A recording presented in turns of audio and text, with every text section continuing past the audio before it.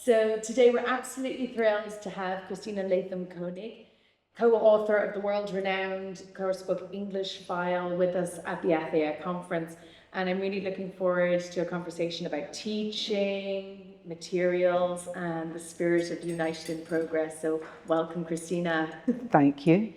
And first of all, Christina, United in Progress kind of highlights inclusion.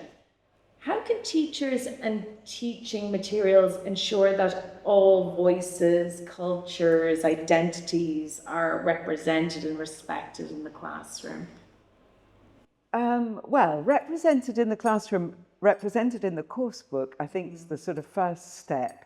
And it is something that I think that publishers weren't nearly as aware of when, for example, when I was writing fourth editions of English File, so I don't know, 6, 7 years ago, whereas now it's something that we're far more aware of, and it's something that we've been very, very focused on including, particularly in video, I would say, but I mean also in images and in experiences. It's quite, we want to incorporate them in a very sort of natural way. So it's not as if we want to have a specific lesson about disability or something like that. We simply want to make it very obvious to students and teachers that that we are a diverse population, and so that simply there should be a range of ethnicities, abilities, genders across all the topics that there are, but not specifically focusing on that topic, if you see what I mean. And then I think that if you do that through the coursebook in a very sensitive way, I think that that then immediately makes it much more obvious to both teachers and students, because it's something that they've got in front of them that they're looking at. I also think that we are being made much more aware through media, through governments and government policies, of the importance of diversity and inclusion. So I think that it's something, if you said DEI a few years ago, nobody would know what you were talking about, and today everybody knows what that refers to. I'd like to go back and think about what inspired you to create English File, and how have the versions and different editions changed over time in response to students and teachers' needs? So I was a teacher in Valencia at the British Council. This is many years ago now. And Clive Oxenden was one of my co-teachers on the staff. And to be quite honest, in those days, and this was sort of the late 80s, early 90s, none of the material we had really suited our teaching circumstances. We felt that the course books that were used at the time had, well, we felt, this is a fact, were written by authors who were based in the UK. And so they were writing for multilingual classrooms.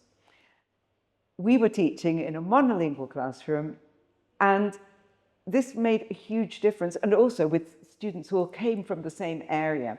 So the sort of speaking activities that were in these books, you know, would be things like, you know, what do you and your friends do at weekends, or describe the sort of place where you live.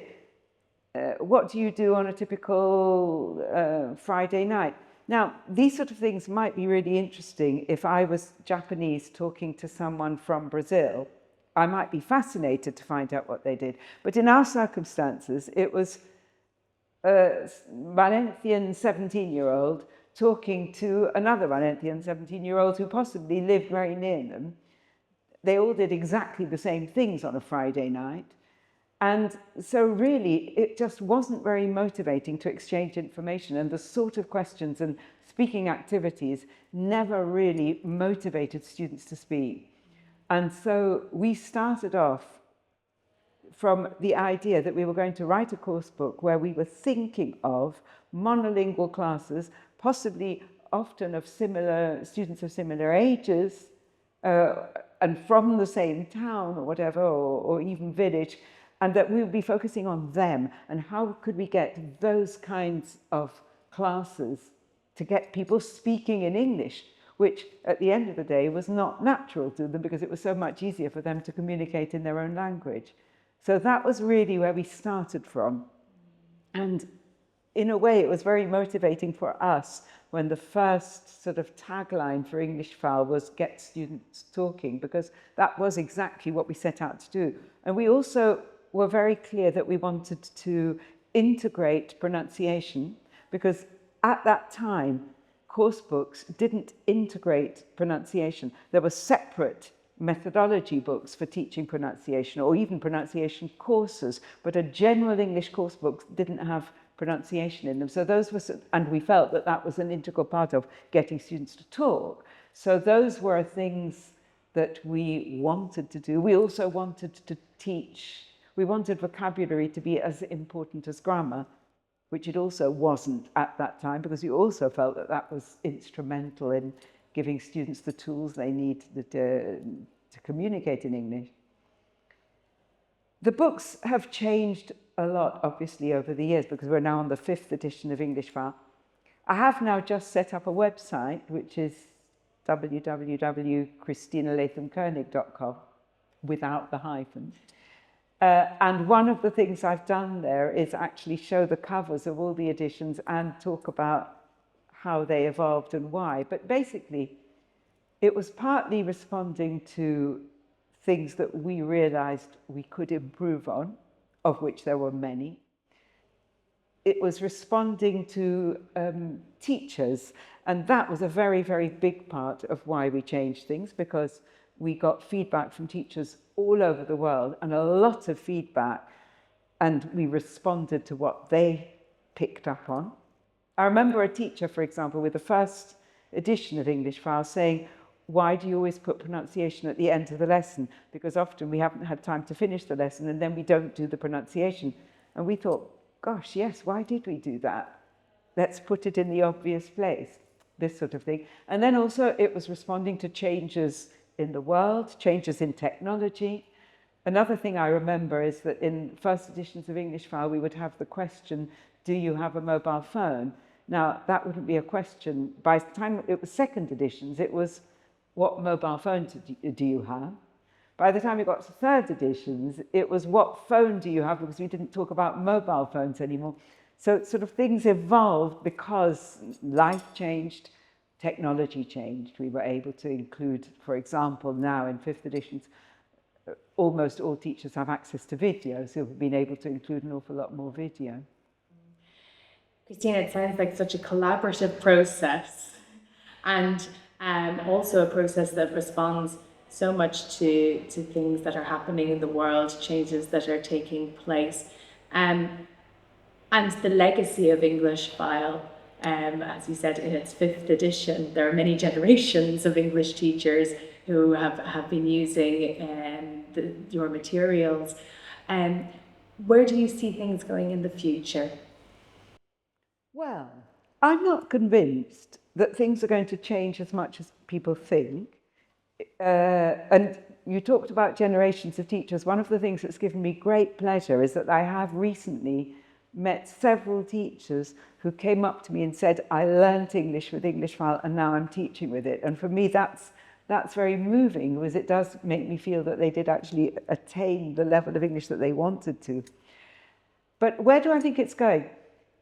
I think that there have been a lot of bandwagons that have come along in the teaching of English. And in a way, you could argue that what we're doing is pretty much, or what we're trying to do is pretty much the same thing, but we're using different tools to achieve our aims. It's a bit like, a language is a skill. It's a bit like driving a car. To what extent has learning to drive changed? You've still got to be aware of what's going on in the road. You've got to respect traffic lights and signals. However, for example, now most people are driving electric cars and driving automatic cars, so they don't actually need to learn necessarily to change gears anymore. So those sort of things have changed, but an awful lot of the basics of driving haven't changed. And I think with a language, it's the same thing. I think that there are lots of different things that we can use. We have access to apps, to the internet. All these have changed the way we learn in a big way. Now the sort of buzzword is AI, but I'm not that convinced that AI is going to make as much of a difference as people are beginning to think that it is. I think that it will have its uses in the way that that the internet has had many uses, but it hasn't changed things dramatically. The one thing that I think, from the experience that I have or from what I've heard, will change maybe is Generation Alpha students, because it does seem to me that it is a fact that they learn in a different way. And I think that material will need to adapt to a certain extent to the way that they learn, but maybe not adapt too much, because this idea that they have very short attention spans, and so you can only give them tiny little bite-sized things, so that they can't read a long book, they can only read tiny little summaries, is not necessarily a good thing. And maybe we need to encourage them to learn in a slightly different way. So I think that it will change to a certain extent, but I'm not sure that it's a good thing that it should change too much. Thank you so much, Christina, for being with us at the ACEIA conference this year in 2025. It's been an absolute pleasure talking with you. I want to thank you, as I'm one of those teachers who have been using English File for many, many years. And I'm sure that I speak for everybody at the ACEIA conference to say we're really excited about working with English File now and in the future. Thank you very much. Thank you.